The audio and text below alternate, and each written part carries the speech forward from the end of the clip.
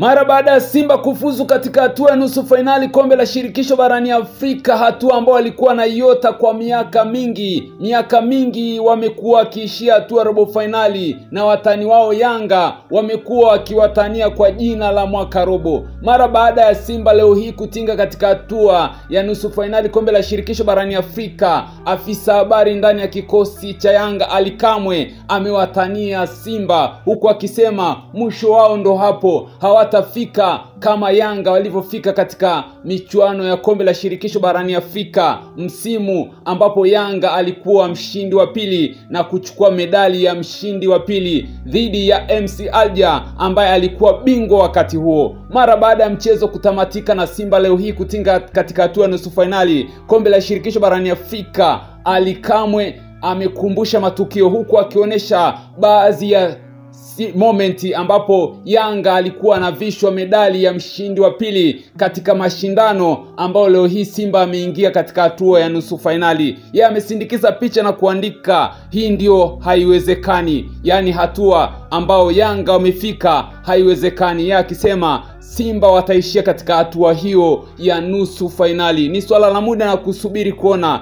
lakini kwa upande wa Yanga, timu yao ilikuwa inashiriki ligi ya mabingwa barani Afrika lakini iliishia hatua ya makundi. Lakini kwa upande wa Simba ilikuwa inashiriki kombe la shirikisho barani Afrika na wao wamejitahidi na mpaka sasa wako katika hatua ya nusu finali. Nusu finali ni story kubwa kwa upande wa Simba ambayo mara nyingi imekuwa ikizoeleka kuishia hatua ya robo finali, na hatua hii ambao wamefikia ni hatua ambao wamekuwa kiota kwa miaka mingi. Je, una mtazamo gani katika hili? Acha komenti yako na subscribe kwa taarifa nyingi zaidi.